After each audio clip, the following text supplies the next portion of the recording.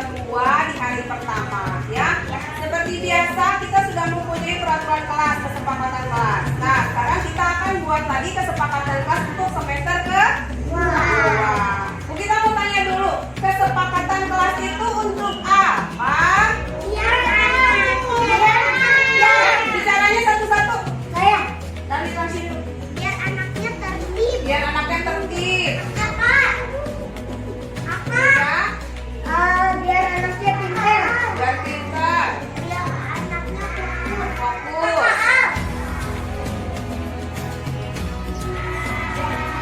Aku percaya. Bang, biar apa ada kesepakatan kelas? Biar bisa fokus. Biar pintarnya hebat. Biar hebat, biar fokus, oh ya. Biar bersih kelasnya. Biar nanti gak ada yang berantem. Biar nggak ada yang berantem, jadi. Gak nakal. Oh, biar nggak ada yang nakal. Biar gak berisik. Biar bersih. Oh iya, kalau udah ketemu. Biar gak berisik. Biar nggak berisik. Biar apa? Biar nggak berantem. Teman-teman, tadi udah ada biar fokus, biar apa? Nah, sekarang kita mau bermimpi. Nah, siapa yang suka bermimpi?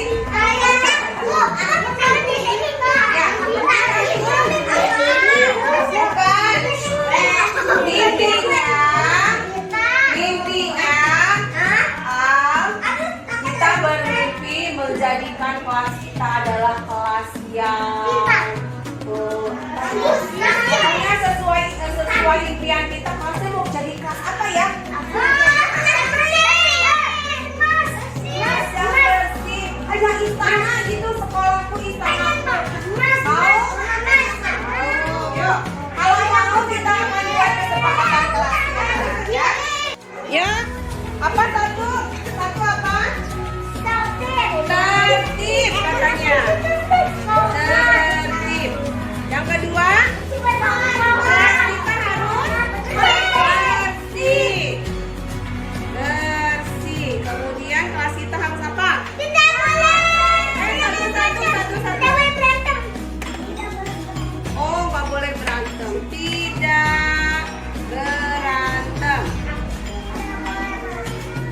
Apa lagi? Tidak boleh nangis? Oh, tidak boleh marah-marah, tidak boleh nangis. Tidak boleh nangis. Tidak boleh marah-marah. Oh iya, marah-marah. Tidak boleh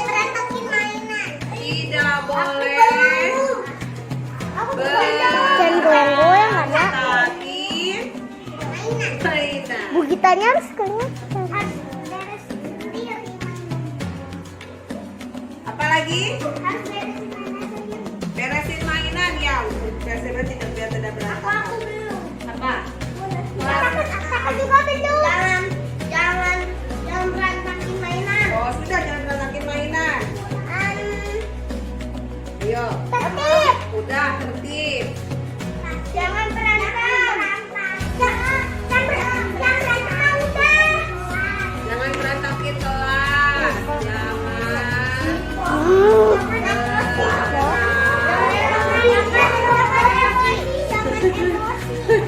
Jangan apa?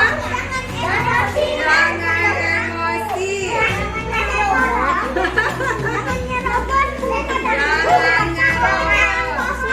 Jangan bohong. Banyak banget. Nyerobot. Apa lagi? Loker rapi.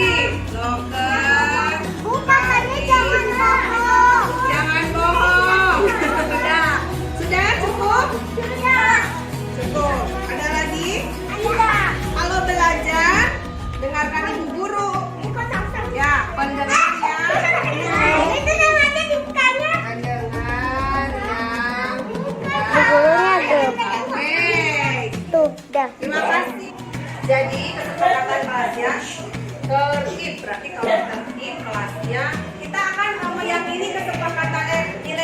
kebajikan yang IHF itu ya, yang pilar karakter ya.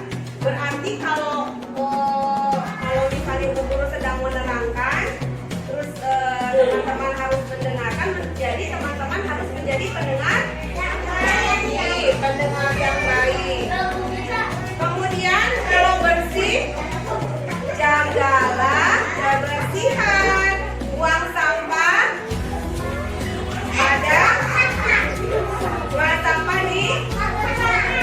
Ini Kinan buang sampah pada tempatnya. Teman-teman yang di sini sudah tertib, tapi ada yang belum tertib sebelah sana siapa? Oh, Kinan. Coba kita panggil Kinan supaya tertib. Ayo tertib.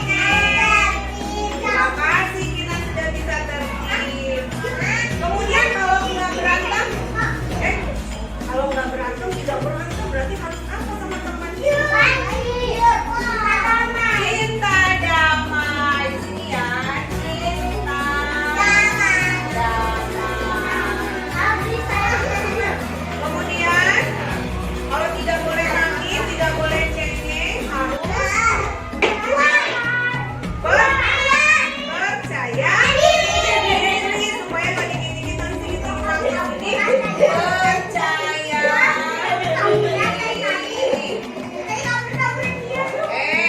Tidak boleh marah-marah, berarti bicaranya harus nggak boleh. Ngomong aja berarti bicaranya apa? Bicara santun. Mana yang tadi? Bicara santun. Jangan berantakin kelas. Berarti harus bertanggung jawab membersihkan kelas. Nanti tugas tiket ya. Kemudian bertanggung jawab merapikan. Jadi mau ikut-ikutan Kinan nggak? Mau main-main kayak Kinan? Nggak? Mau ikutan? Maju ke depan kalau gitu. Silakan jadi pendengar yang baik. Maju ke depan. Maju silakan jadi anak pintar. Terima kasih sudah mau tertib di kelas. Terima kasih. Jangan berantakin kelas, tanggung jawab tetap. Jangan emosi. Cinta damai tetap. Ya. Adik-adik kita bersama, saling memaafkan, memahami perasaan anak kita damai. Ya dong, enak kita damai, nggak berantem ya. Ini jangan emosi juga sama cinta damai. Jangan nyerobot, berarti harus jangan main. Coba deh ngomong.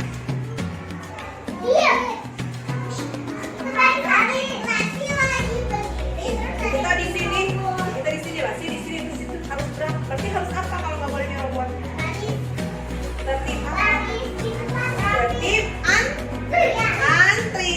Kita tulis ya. Tertib antri. Nah, terus lokernya rapi. Berarti cinta bukan. Cinta keindahan. Karena lokernya rapi, tidak acak-acakan, berarti indah. Melihatnya enak. Tuh kayak loker KKA, kayak loker ini tuh yang rapi tuh Alea tuh rapi. Kemudian Nata sedikit rapi lumayan. Aluna rapi, Jelina rapi, Dirga rapi. Oh lagi rapi. Tadi juga rapi, cuma ada kotak di kotak. Saja yang mana? Belum kurang rapi. Pakai kurang rapi.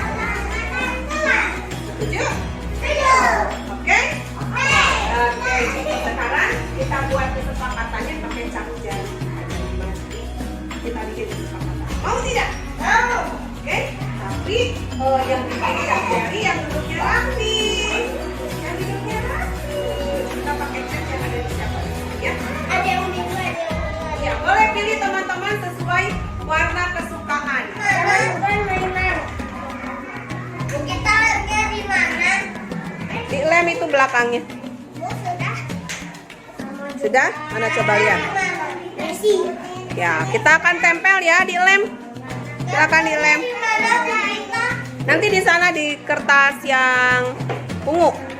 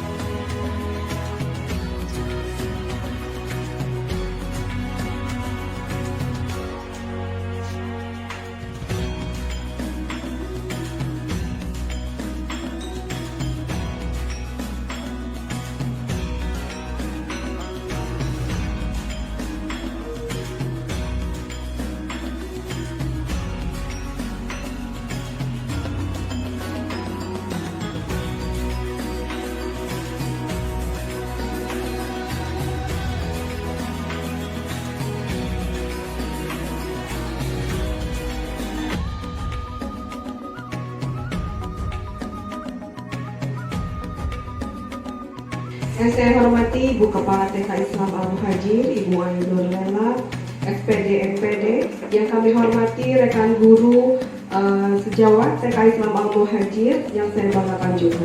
Assalamualaikum warahmatullahi wabarakatuh. Waalaikumsalam warahmatullahi wabarakatuh. Puji dan syukur marilah kita panjatkan kehadiran Allah Subhanahu wa taala. Karena atas izinnya Allah, alhamdulillah pada kesempatan kali ini saya berdiri di sini, alhamdulillah bisa bertatap muka, bisa sharing dengan teman-teman pada hari ini terkait diseminasi budaya positif di sekolah. Itu termasuk apa? Kalau sopan, berbicara santun, kebiasaan ya, kebiasaan yang dilaksanakan di sekolah. Nah, budaya positif ini sebetulnya ada 5 budaya positif yang biasanya dilaksanakan di sekolah. Ya, yang pertama sudah pernah mendengar budaya literasi. Nah, budaya literasi juga termasuk budaya sekolah. Sekolah ini ketidaknyamanan loh. Nah, gitu ya. Ini memang sudah begitu umumnya. Nah, tugas kita sebagai pendidik menciptakan murid-murid yang memiliki disiplin diri sehingga mereka bisa berperilaku dengan mengacu pada nilai-nilai kebajikan universal dan memiliki motivasi intrinsik bukan ekstrinsik. Ini tujuan kita, ya. Mempelajari ini tujuan kita adalah ini. Mudah-mudahan bisa kita laksanakan ya, bisa tercapai. Meningkatkan motivasi anak. Ya.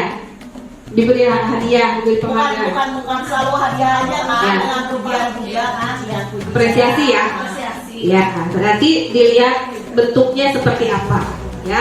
Kelas 10 semakin gaduh melihat TV yang tertunduk malu di depan kelas. Ya, terima kasih Bu Ade.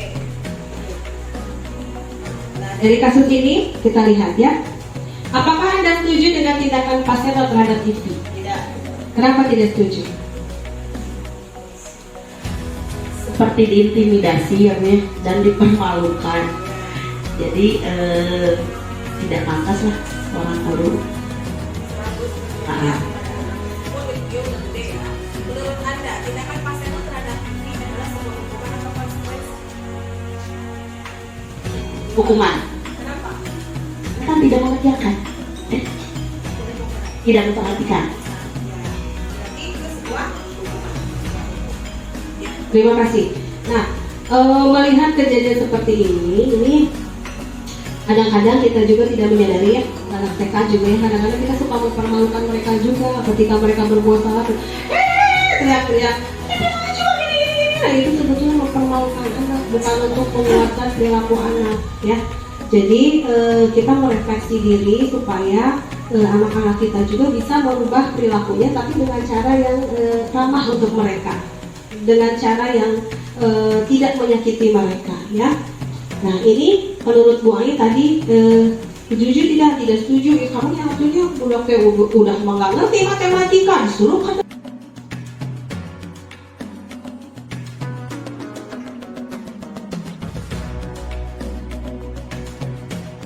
Dan alhamdulillah ketika kemarin saya menyampaikan niat baik ini kepada Ibu Dini sebagai Ketua PKG, beliau menyambut dengan baik. Karena apa? Meskipun ini tugas dari CGP ya, dari guru penggerak, bahwa kami harus menyampaikan kembali apa yang telah diberikan ilmunya kepada kami, disampaikan ke sekolah terlebih dahulu, ke rekan-rekan guru, dan untuk lebih luasnya ke komunitas praktisi yang ada di lingkungan kita. Dan kebetulan PKG mungkin ya di Kecamatan Buah Batu ini. Alhamdulillah Ibu Ellen pun menyetujui. Jadi saya harap di sini bukan merupakan sebagai formalitas bahwa ini hanya menjalankan tugas Bu Gita aja. Jangan ya. Jadi ini kita sepakati bersama bahwa kita hari ini semangat untuk menambah wawasan, untuk menambah ilmu, untuk menambah dan meningkatkan kompetensi kita sebagai guru TK. Ya, jadi guru TK tidak punya. Awalnya saya mengikuti CGP ini hanya untuk ikut-ikutan aja, gitu ya. Bahwa saya ingin kemampuan saya sampai di mana nih, saya pengen ikut, dan ternyata alhamdulillah berkat doa semuanya saya lulus. Dan ketika di CGP itu didiklat, masya Allah, banyak sekali ilmu, banyak sekali pengalaman-pengalaman praktik dari rekan-rekan yang lain yang jauh di atas kita ada, di bawah kita juga ada. Secara ekonomi, secara fasilitas jauh. Kita harus bersyukur, saya sangat bersyukur di situ bahwa mempunyai rekan-rekan yang support, kepala sekolah yang support, dan sekarang ibu-ibu semuanya yang support juga. Tepuk tangan untuk semuanya. Jadi saya ajak nih yang belum ikut CGP, ayo ikut CGP. Nggak susah. Kalau mau misalnya nanti ada kesulitan, insya Allah saya bantu. Ya. Nanti saya kasih tips-tips supaya nanti di simulasi mengajar gimana nih supaya lulus. Ada tipsnya. Karena tidak semua orang tahu kan itu karena pengalaman ya. Jadi pokoknya nanti harus begini, saya nggak boleh begini. Sudah mau lulus, saya ternyata lulus. Nah, kemudian ketika wawancara ada tipsnya juga. Tidak ada di LMS, tidak ada. Itu hanya kreativitas kita aja bagaimana. Ya, itu sedikit aja tentang CGP dan ada kaitannya dengan PMM, platform Merdeka Belajar. Materi yang disampaikan di CGP itu sama dengan materi yang di PMM tentang Merdeka Belajar dan pemahaman filosofi Ki Hajar Dewantara. Sama, cuma CGP itu lebih mengerucutkan lagi ke pembentukan diri sebagai pemimpin pembelajaran. Untuk jadi pemimpinnya yang mengelolanya. Kalau di PMM itu fokus ke guru harus seperti apa. Kalau kita belajar tentang itu dan bagaimana menjadi pemimpin bagi teman-teman bagi anak-anak. Jadi ayo dibuka lagi PMM-nya. Seru. Kalau misalnya kita udah baca, kita lihatkan dalam diri kita bahwa mau menimba ilmu. Menimba ilmu jangan di awalnya udah gini. Capek. Udah nih video. Jangan seperti itu ya. Jadi diniatkan begini. Saya pengen tahu apa sih ada di PMM itu, apa sih materinya, bisa nggak saya implementasikan di sekolah? Kan anak-anak sekarang kan ya kasihan kalau dikasih yang jadul-jadul kata Bu Dini ya. Kasihan, itu tanggung jawab kita dan dosa kita tidak menyampaikan yang terbaik untuk mereka. Ya, jadi buka lagi PMM-nya. Saya kebetulan sudah topik 2 dan aksi nyata baru 1. Karena di CGP juga banyak bikin aksi nyata. Baru satu lagi baru lagi progres, mudah-mudahan bisa upload segera.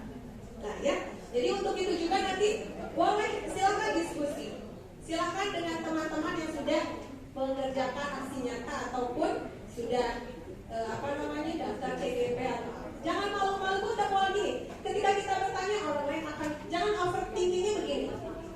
Aduh, banyak mana saya bilang bodoh. Enggak seperti itu.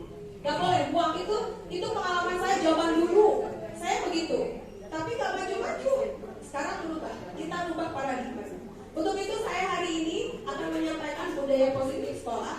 Mudah-mudahan bisa diimplementasikan di sekolah kita masing-masing. Ya, saya yakin ibu-ibu di sini rekan-rekan semuanya, guru-guru kecamatan Buang Batu berpotensi, hanya kurang dimotivasi karena tidak ada figur untuk yang menjadi seperti itu. Jadi gini, ketika kita membutuhkan sesuatu, tidak ada yang membimbing, jadi cuma misalnya kerjakan, tapi kumaha itu nganti, betul nggak? Betul.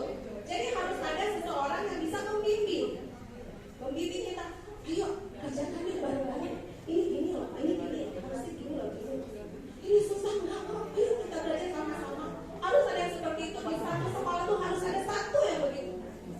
Insya Allah waktu kita kalau belajar Montessori sama Bu Arum ya, baru begini.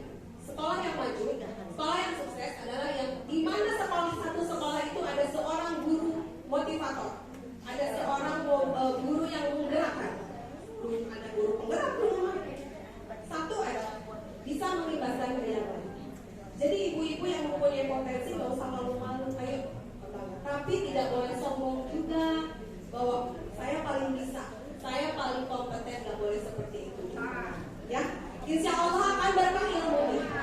Ya, saya lulus CGP bukan karena saya, karena banyak teman-teman saya di ilmu haji mendoakan juga, karena saya sering share ilmu dan mereka mendoakan semoga ini itu sangat luar biasa. Betul saya rasa. Ya, kita ini dulu sapa dulu saya ya, udah lama kata Bu ini kalau udah pegang suka ini ya. saya mau menyapa dulu. Halo, apa kabarmu? Alhamdulillah. Alhamdulillah. Kami senang, kami sehat, luar biasa. Saya sekali lagi. Halo, apa kabarmu? Alhamdulillah. Kami senang, kami sehat, luar biasa. Semoga kita senang dan sehat selalu. Ya. Tepuk satu, ber. Tepuk dua, ber. Tepuk tiga, ber, ha. Tepuk berkali-kali, ber, ha. Oke, kita tepuk ber dulu ya. Tepuk satu, ber. Tepuk dua, ber. Tepuk tiga, ber, ha. Tepuk berkali-kali, ber. Ya, sekarang kita langsung ke materi. Budaya positif. Teman-teman sudah pernah mendengar budaya positif? Budaya sekolah? Sudah ya? Oh belum? Sudah? Ada yang sudah, ada yang belum. Ada yang tahu tidak budaya positif? Contohnya satu. Datang tepat waktu, berarti harus disiplin ya. Apalagi? Mengerjakan sesuai tupoksi dari guru itu sendiri, mengerjakan tugasnya sesuai ya. Apalagi di sini juga ada foto-foto tuh, itu termasuk budaya positif di ilmu haji ya. Kita mau nggak menerapkan budaya positif di sekolah kita? Mau, tapi sebelum kita menyampaikan ini kepada anak, kita lihat ke sini dulu, diri kita sendiri dulu. Apakah kita sudah bisa menjadi contoh, bisa menjadi role model untuk anak-anak kita, untuk murid-murid kita, supaya lingkungan kita menjadi lingkungan yang berbudaya positif. Ya, nanti akan kita bahas sama-sama. Ya, jadi kembali lagi ke diri kita. Udah gini susah-susah, tidak ada yang susah. Kalau kita coba tuh gak ada yang susah. Kita cobanya nggak usah lihat untuk menerapkan disiplin positif itu harus bagaimana? Apa sih disiplin positif? Kita juga nggak tahu disiplin positifnya apa. Nah, hari ini saya kalau waktunya keburu, ini yang akan saya bahas. Ya, jangan dulu, ya, saya akan bahas, tidak akan detail seperti saya diberikan materi, saya akan sedikit saja. Di sini akan menyampaikan makna disiplin, kemudian teori motivasi, kemudian nilai-nilai kebajikan universal, 5 posisi kontrol, segitiga restitusi, 5 kebutuhan dasar manusia. Nanti saya akan bahas bagaimana cara menyelesaikan dengan cara yang memerdekakan anak dan dengan cara yang membuat anak merasa nyaman dan tidak diintimidasi atau dizolimi oleh seorang guru. Oke? Disiplin positif dan nilai kebajikan. Tujuan disiplin positif adalah menanamkan motivasi untuk menjadi orang yang mereka inginkan dan menghargai diri sendiri dengan nilai-nilai yang mereka percaya. Ketika murid-murid kita memiliki motivasi tersebut, mereka telah memiliki motivasi intrinsik. Intrinsik itu apa, Bu? Motivasi dari dalam diri sendiri yang berdampak jangka panjang. Motivasi yang tidak akan terpengaruh pada adanya hukuman atau hadiah. Kalau kita tergerak karena motivasi diri sendiri, itu melaksanakan sebuah aturan, melaksanakan sebuah konsistensi itu, konsekuensi itu akan merasa nyaman.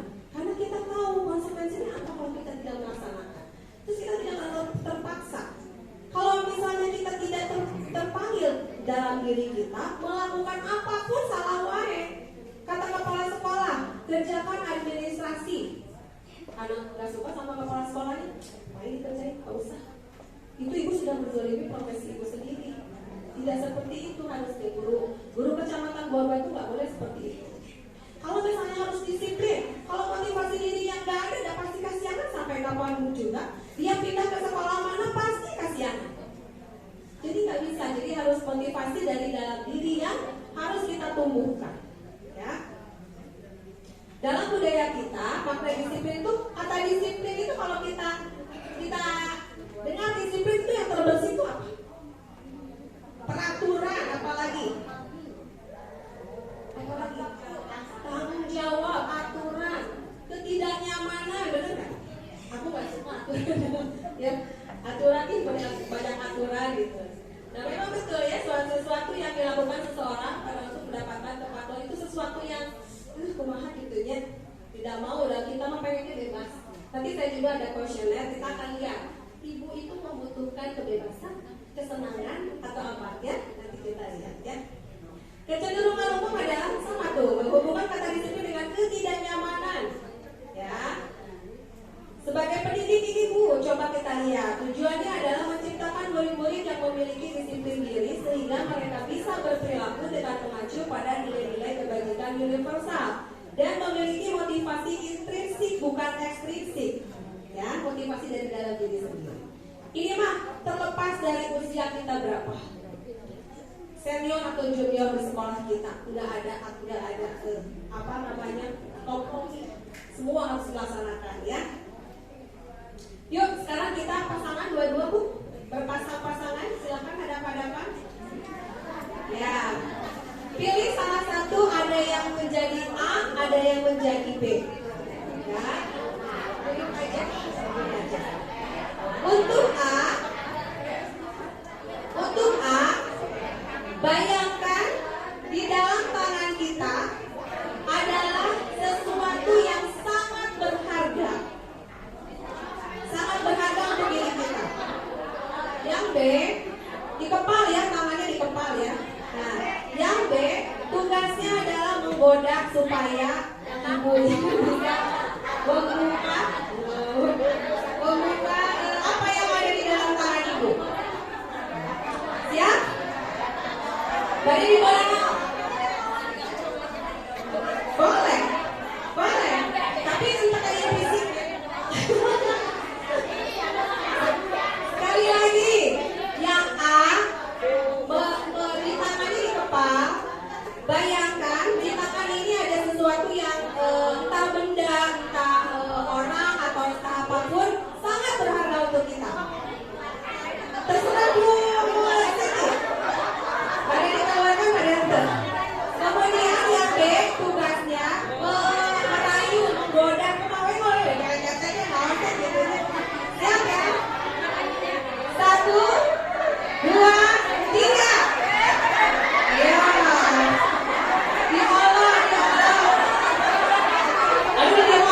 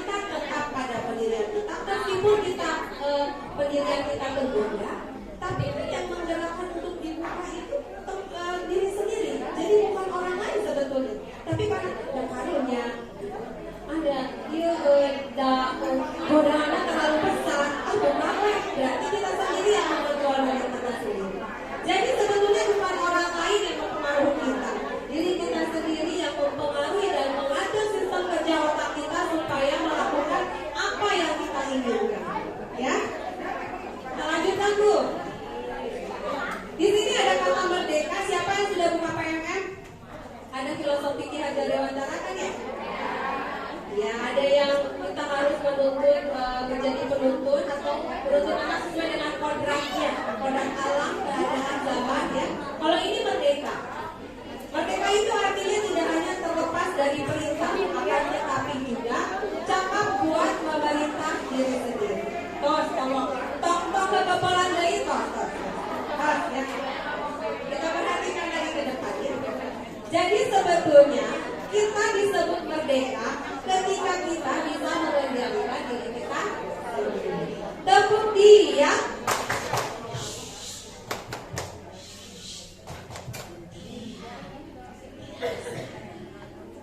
Kita perhatikan lagi, oke? Ya, nih kita akan merubahnya. Harus merubah apa dulu nih? Disiplin positif yang pertama adalah merubah paradigma dan mindset kita.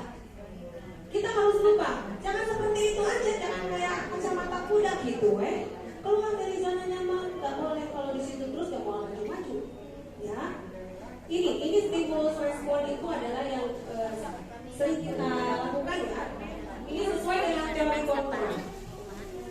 Realitas kebutuhan kita itu sama katanya, sama semua anak ini dibutuhkan sama, makanya kerjaannya juga sama aja, memutih, mewarnai gitu ya di kelas. Padahal kenyataannya kebutuhan kita itu berbeda. Anak itu mempunyai kebutuhan yang berbeda-beda. Kita harus memberikan pelayanan sesuai dengan kebutuhan mereka. Ya, realitanya seperti itu. Kemudian semua orang melihat hal yang sama. Gadget aku mereka jangan dia pendapat saya. Tidak pasti yang lain juga sama sependapat dengan aku. Belum tentu. Mereka punya pendapat masing-masing untuk mempresentasikan apa masing-masing lah gitu ya. Beda-beda persepsinya, mempersepsikannya. Kita mencoba nih, katanya kita mencoba mengubah orang agar berpandangan sama dengan kita, bisa nggak? Nggak bisa, dan masing-masing juga bisa mengontrol diri sendiri ya. Kita berusaha memahami pandangan orang lain. Nah ini yang betul. Kita berusaha memahami pandangan orang lain tentang dunia. Pahami teman kita. Kalau kepala sekolah, pahami guru maunya seperti apa. Kalau guru, pahami maunya murid seperti apa. Itu yang betul. Bukan saling memaksakan kehendak, bukan. Kalaupun ada benturan, ketika kita kepala sekolah kepada guru ada benturan, diskusikan dengan guru-guru dengan cara yang bijaksana. Guru kepada murid ada masalah, kita diskusikan juga dengan murid-murid. Sekarang tuh murid-murid harus diajak diskusi. Saya ada contohnya nanti ya. Kemudian perilaku buruk dilihat sebagai sesuatu kesalahan. Lama ini buruk sih, ini jelek terus. Salah, padahal ada sisi baiknya orang itu. Ya, semua perilaku itu memiliki tujuan, entah itu melakukan hal yang positif, entah itu melakukan hal yang negatif, pasti ada tujuan. Anak melupakan di kelas ada tujuan. Mungkin energi dia terlalu banyak, atau mungkin dia kurang perhatian dari rumahnya, dari orang tua. Bisa kan? Ya, semua orang punya tujuan. Orang lain bisa mengontrol saya, ternyata tadi tidak bisa mengontrol saya sendiri yang bisa mengontrol diri saya. Saya bisa mengontrol orang lain, saya tidak bisa mengontrol orang lain. Pemaksaan ada pada saat bujukan gagal. Nih, ketika bujukan tadi dipaksa tuh, ayah dari aja, ciwi, tidak ketek, ya, itu karena gagal. Karena gagal ya. Jadi harusnya kita berkolaborasi dan konsensus menciptakan pilihan-pilihan baru. Udah dengan kekerasan juga bisa ada pengalamannya, bisa. Model berpikirannya nanti solusinya menang dan kalah. Kalau saya menang, kamu kalah. Itu pemikiran zaman dulu ya, nggak boleh ya. Sekarang itu model berpikirnya harus menang-menang. Solusinya win-win solution. Nanti juga ada pemecahan masalah dengan anak dengan cara yang korbannya menang, yang pelakunya juga menang. Gimana ya caranya? Nanti ya ada di restitusi. Oke, nah ini meluruskan konsepsi tentang makna kontrol. Ilusi guru mengontrol murid gak bisa lah ya. Sekarang mah teori menyatakan bahwa semua perilaku ada tujuannya. Ilusi bahwa semua penguatan positif efektif dan bermanfaat. Apakah memberikan hadiah kepada anak akan efektif? Apakah memberi pujian akan efektif? Ada efektif, ada efektif, ada tidak.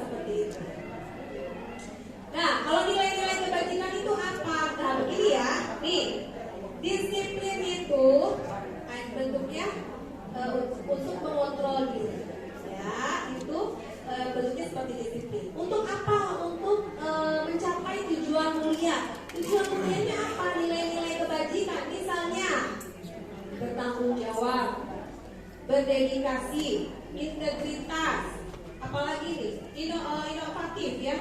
Jadi nilai-nilai kebajikan, jujur, disiplin, nah gitu ya. Nah kemudian nanti kita akan belajar mengenai ini.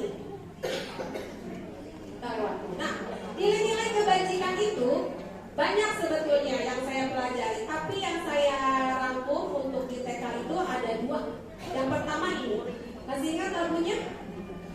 Belajar Pancasila, beriman dan bertakwa pada Tuhan Yang Esa, dan berharap mulia, berkebinekaan global, gotong royong mandiri, kreatif dan bernalar kritis. Wah, masih hafal ya di SMK.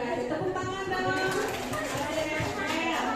Ya, ini nilai kebajikan yang akan kita tanamkan pada murid-murid.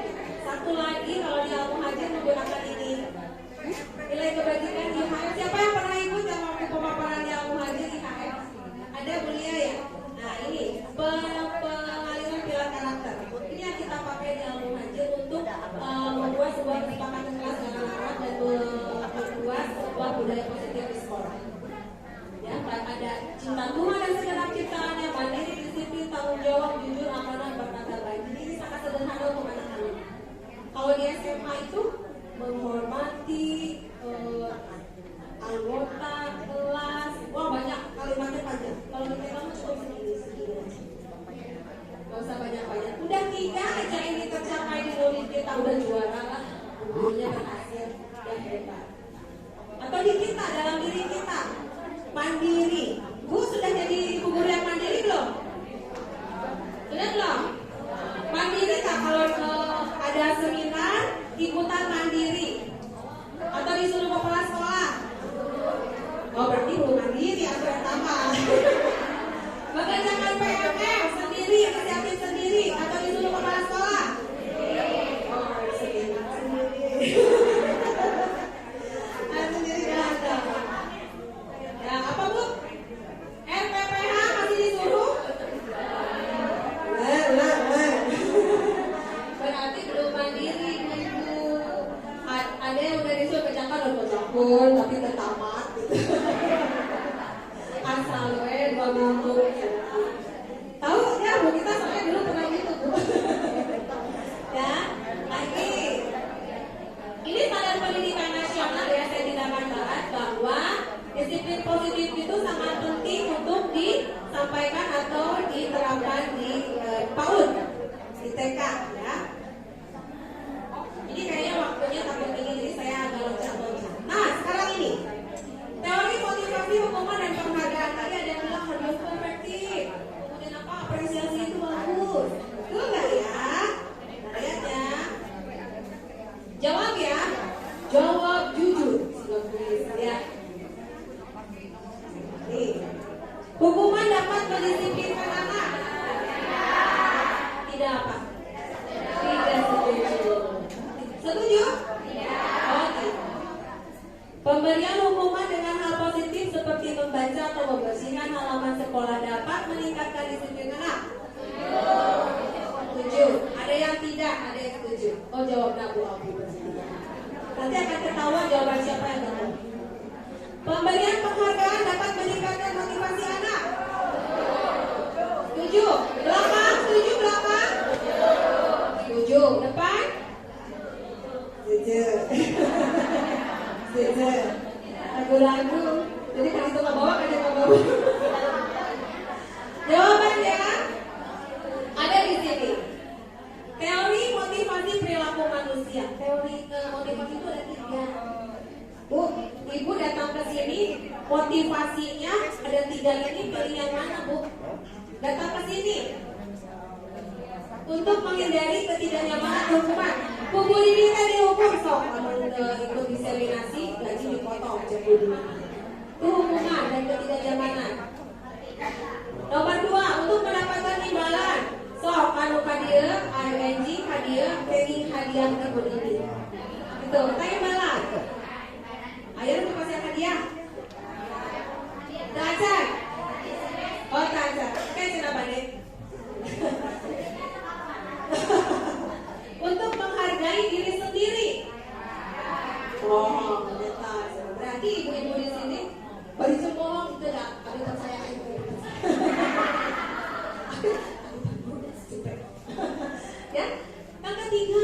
Berarti kalau yang ke satu itu motivasinya ekstrinsik atau intrinsik yang ke satu?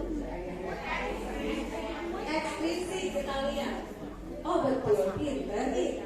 Karena dari luar ada motivasi dari luar. Oh saya siap dihukum sama ibu kepala sekolah, jadi kan datang aja. Ayah tuh bandel makan keluar ya, dihukum terus biasa terus bikin naon. Ayah begitu so. Ayah. Saha. Mendapatkan imbalan motivasi ekstrinsik karena masih tetap dari luar. Yang ini baru motivasi intrinsik. Nah ini tujuan disiplin positif. Berarti ibu-ibu sudah menerapkan disiplin positif pada diri sendiri. Saya ingin mendapatkan ilmu yang baru. Jadi hari ini kita sepakati untuk mengosongkan semua ilmu yang ada di dalam diri ibu. Kosongkan, niatkan kita mendapatkan ilmu di sini. Sekecil apapun itu ilmu berkah untuk kita. Gitu tadi aku maaf sebenarnya aku kita etak. Gitu disiplin lah etak udah satu nanti. Nah gitu. Jadi kalau ada ilmu harus gini kan meskipun sedikit, tapi ada ilmu itu berkah untuk kita semua. Bu, saya ada ini, boleh ada yang membacakan satu orang? Bu Guru, Bu Ida, harus seserian bilang. Hukuman penghargaan restitusi. IPI kurang menguasai pelajaran matematika, sehingga pada saat pelajaran tersebut berlangsung, ia lebih banyak berdiam diri atau menggambar di buku pelajaran. Pada saat Pak Seno, guru matematika, menanyakan pertanyaan kepada IPI, IPI menjadi gugup, tidak bisa menjawab, dan tidak sengaja menjatuhkan tasnya dari kursi. Seluruh kelas pun tertawa melihat perilaku IPI. Pak Seno pada saat itu membiarkan teman-teman IPI menertawakan IPI yang tergagap dan merasa malu luar biasa, dan malahan meminta IPI untuk maju ke depan kelas. Suasana kelas pun semakin gaduh melihat IPI yang tertutup malu di depan kelas. Tangan dulu untuk Bu Ida. Ternyata anakku sudah bisa membaca. Ya, pada kasus ini, apakah Anda setuju? Apakah ibu-ibu setuju dengan tindakan Pak Seno terhadap IPI? Apa tidak?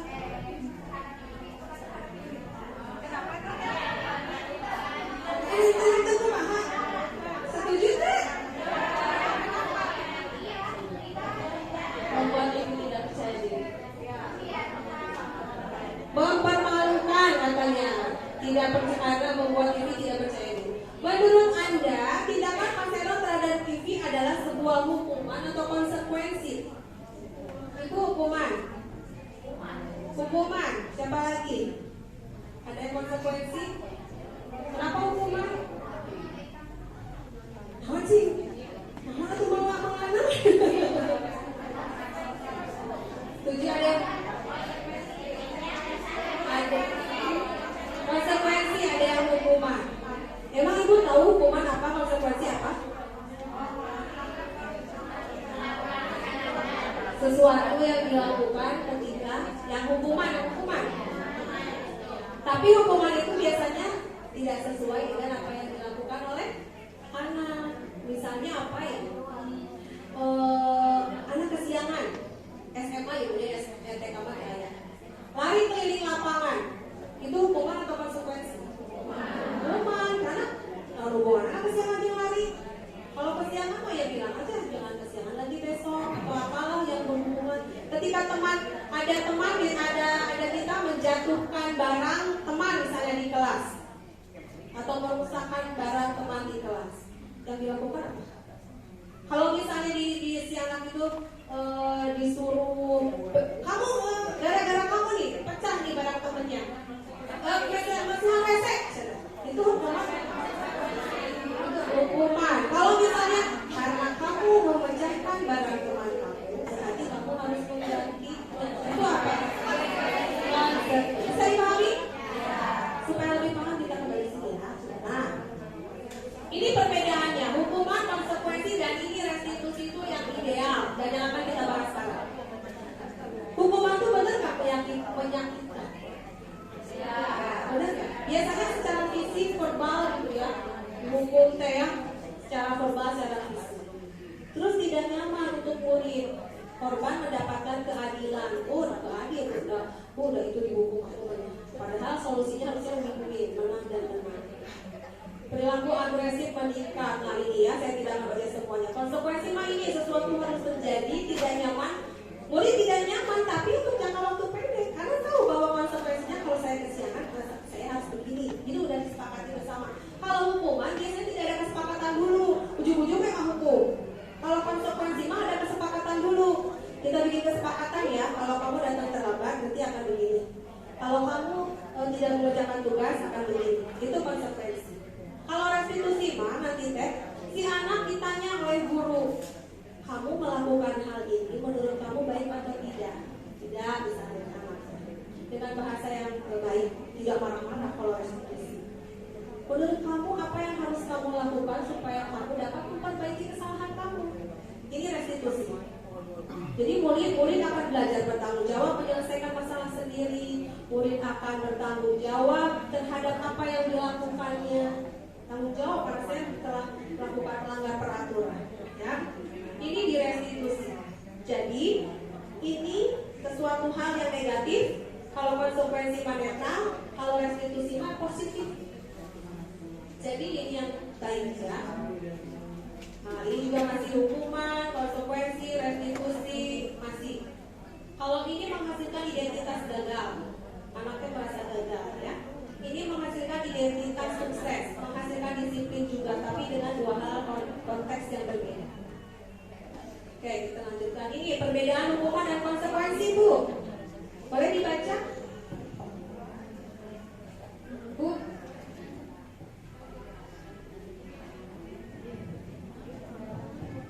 Perbedaan hukuman dan konsekuensi. Hukuman sesuatu yang menyakitkan harus terjadi, membuat sakit fisik maupun hati untuk jangka waktu lama. Anak membenci kedisiplinan, paksaan atau stimulus, mendorong anak menyakiti diri sendiri, konsep diri yang buruk. Anak belajar menyembunyikan rasa marah, rasa bersalah, termalukan, rasa tidak dihargai. Konsekuensi sesuatu harus terjadi, membuat anak merasa tidak nyaman dalam waktu pendek. Anak menghargai disiplin, tanggapan, mendorong anak agar mudah menyesuaikan diri. Konsep diri yang baik, anak belajar memahami peraturan, kehilangan hak, dibuat tidak nyaman, diasingkan untuk sekolah. Terima kasih. Bu Yemi, itu benar ya. Itu jadi hukuman dan konsekuensi. Sekarang saya mau tanya nih yang di belakang. Yang di belakang, Bu, pernah nggak punya pengalaman waktu kecil, waktu SD, SMP, SMA, pernah ada guru yang menghukum kita? Ada nggak? Coba Bu Siti apa? Waktu SD itu ya pengalaman saya ya. Jadi kalau guru itu memang apa ya, beda dengan sekarang gitu. Beda dengan sekarang. Ketika saya ngobrol begitu, akhirnya kan melempar. Nah, bukan menghapus atau itu apa kapur gitu. Dan mungkin itu sering terjadi gitu kan. Tetapi semua itu malah ini sebenarnya itu memang ya betul tidak menyenangkan buat kita, tapi memang motivasi untuk kita belajar lebih baik. Kejadian itu positif merasa sakit hati, oh tidak, tapi merasa termotivasi, malu ada. Masih ingat sampai sekarang? Sahai ke Bu Guru. Ibu siapa namanya? Ibu. Ada lagi kejadian? Coba. Lagi belajar suling. Masalah belajar suling kan semua anak-anak pegang suling. Kalau saya pegangnya terbalik gitu. Maksudnya enggak nyampe gitu. Belum tadi handa karena atau langsung diceprek kalau itu tidak gitu. Lu benar sedang gitu. Sampai sekarang dia payayan. Beda pengalaman. Masih ingat? Ada lagi yang belakang atau?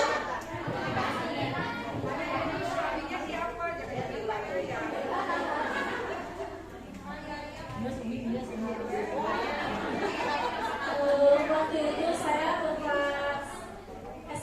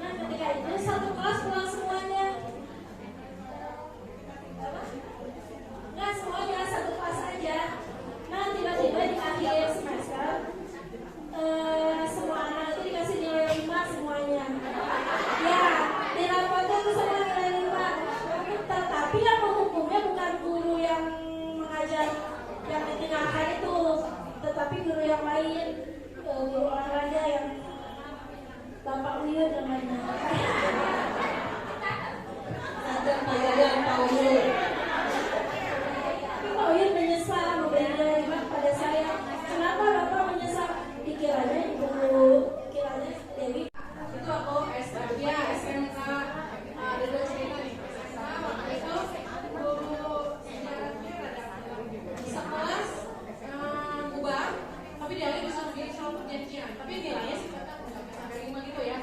Cuma bikin surat perjanjian 10 halaman. Ya, itu nggak terlalu gitu lah. Kalau misalnya SMP ada gurunya panggil mana ya? Sihir. Nggak tahu Pak Yono kesini atau enggak. Jadi ini saya suka memperhatikan di mana si Pak Yono ini ketika masuk ke sekolah jalannya cepat, bawa buku matematika yang kejabat itu, Sagari megang rokok. Itu kan?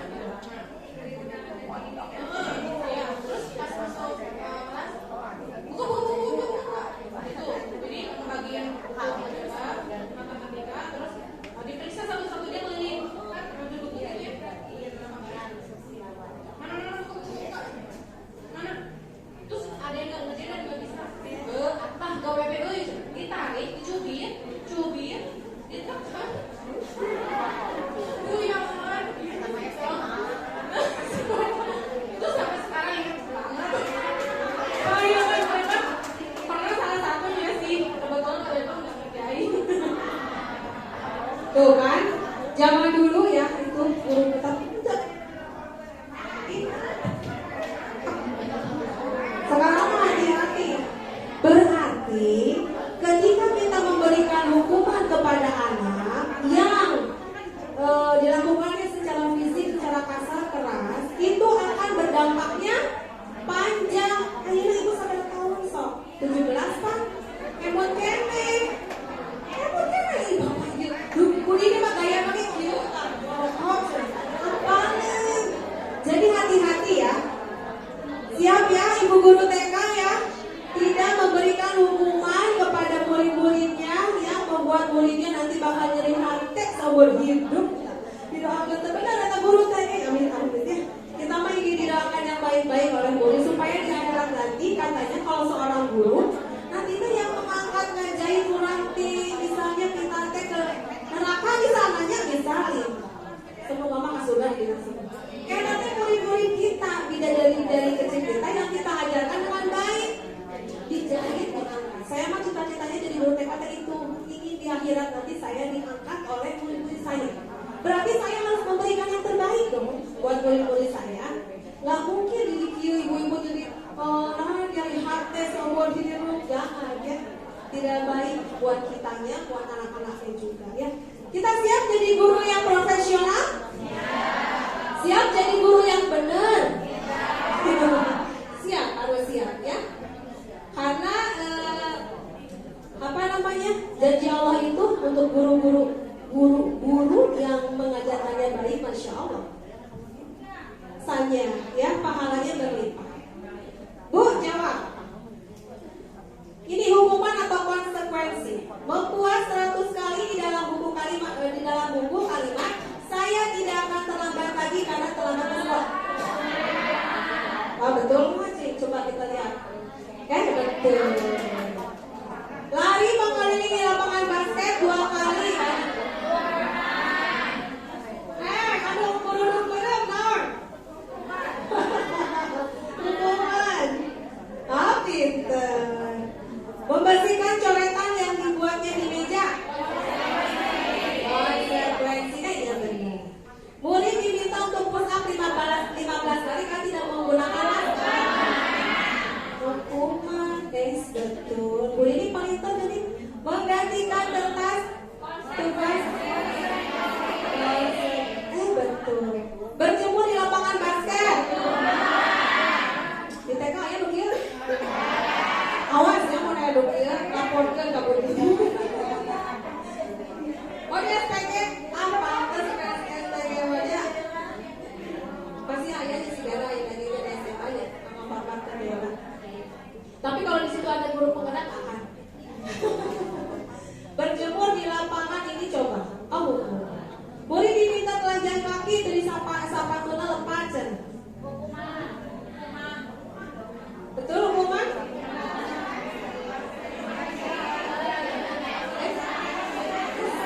Boleh kalau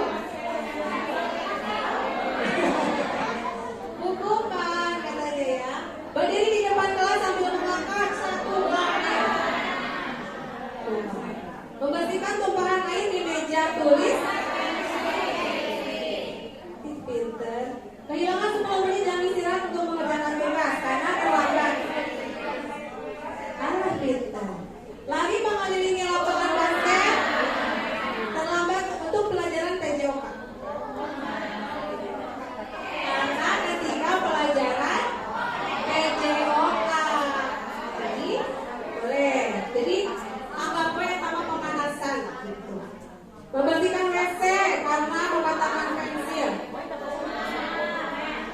Boleh tepuk tangan dulu. Hebat, dapat hadiah dari Bu Dewi ya. Oke, salahnya. Salah biji. Kedua, lumayan lah masih ada 80 atau bagaimana. Jadi ibu-ibu semuanya sudah memahami kan hukuman itu apa, bentuknya apa, konsekuensi itu apa, ya.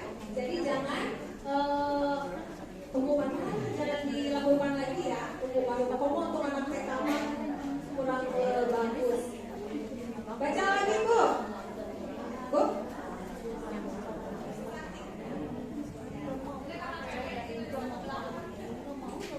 Ibu Anas, guru TK kelompok B, mendapat masalah.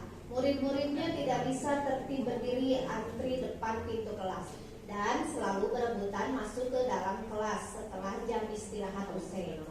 Ini tentunya sangat mengganggu proses pembelajaran di mana kelas tidak dapat mulai tepat waktu karena Ibu Anas sibuk menenangkan murid-muridnya untuk waktu yang cukup lama. Akhirnya, Ibu Anas berpikir cepat dan mengandalkan stiker bintang. Setiap murid-muridnya yang akan masuk kelas usai jam istirahat, Ibu Anas akan mengiming-imingi dengan stiker bintang. Siapa yang dapat berdiri lurus dan berbaris rapi akan mendapatkan bintang dari ibu.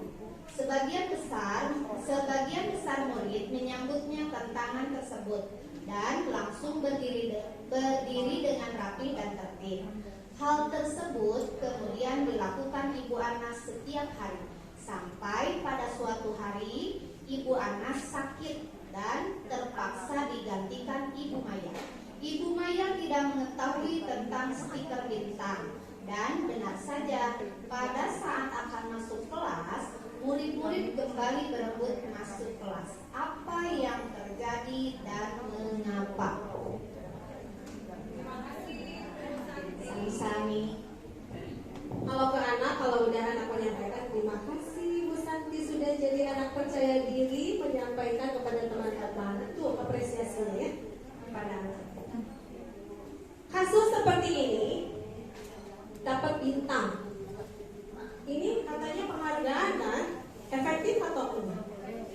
Efektifnya apa? Anaknya jadi tertib. Kemudian ketika Ibu Anas sakit, digantikan Ibu Maya, anaknya ribut lagi. Berarti stiker itu tidak efektif. Yang tidak efektif itu adalah bentuk penghargaannya. Jadi penghargaan itu akan berlaku dalam jangka waktu pendek. Ketika Ibu Anas yang tadi memberikan tidak ada, anak sudah tidak teratur lagi. Karena di dalam pikiran anak tujuannya adalah bintang. Bukan kenapa saya harus baris tertib. Saya harus berbaris tertib. Harusnya kalau motivasi dari dalam diri sendiri, supaya tidak ada yang celaka, supaya kita barisnya bagus dan tertib masuk kelas. Tidak seperti itu. Jadi hanya ini seperti itu. Jadi hanya jangka waktu pendek tidak panjang. Itu tidak efektif, ya. Jadi Ibu Anas itu harusnya menyampaikan dulu kepada Bu Maya bahwa di peraturan kelas saya mah ini begini gitu. Bu Maya kan nggak tahu. Ini berlaku ketika ada kita di sekolah, kita sakit suka ada infal guru lain kan ya. Dan ketika ada infal guru lain itu perlu komunikasi dengan guru infal itu menyampaikan ini RPP-nya, ini medianya. Di kelas saya mah aturannya Bu, kalau nanti sudah selesai makan harus misalnya merapikan kursinya ke dalam meja sendiri. Setelah pulang begini disampaikan. Jangan Bu, infal saya sakit, mana RPP tanya ada mana media aja. Aduh abis ini kumaha nih, aku mah ibu majalah itu nama. Jangan seperti itu kalau kita akan infal meskipun kita sakit aku nggak tahu. Itu karena ibu membuat RPP-nya nggak ada. Kalau seminggu sebelumnya berarti kan sudah ada untuk info.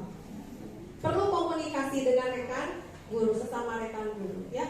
Jadi ini tidak efektif untuk memberikan hadiah. Nih, karena nih hadiah itu pengaruh pendek, ketergantungan nantinya.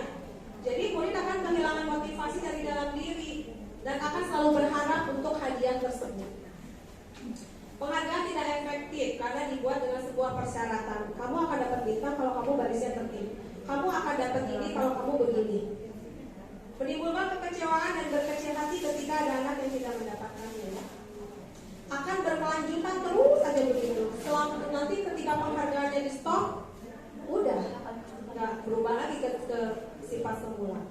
Penghargaan mengurangi ketepatan. Jadi ketika ini mah waktu itu contohnya di SMA ada sebuah kompetisi dengan yang lainnya. Jadi ketika ada anak yang didapat hadiah diiming duluan tuh jadi salah-salah dan nanti juga bisa dapat hadiah gitu dari guru.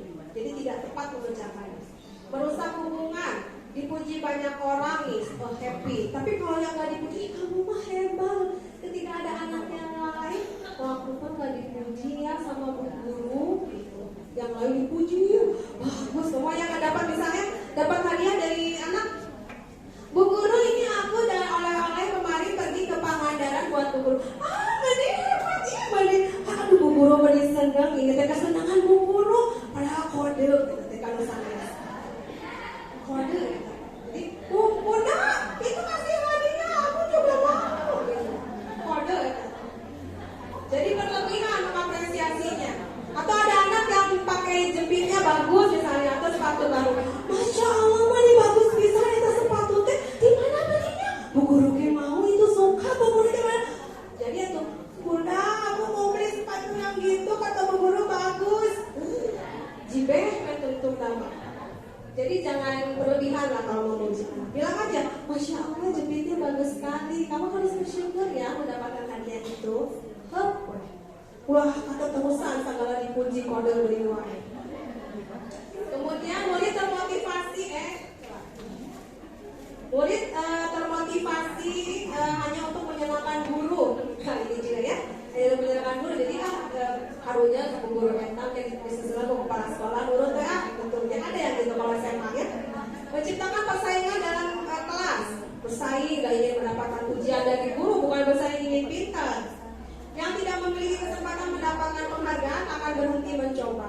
Ada waktu di PMM saya perhatikan ada kasus yang anak itu ada seorang anak yang harusnya olimpiade kalau nggak salah. Pada baca sama situ belum? Olimpiade. Ada satu terus anak itu sakit.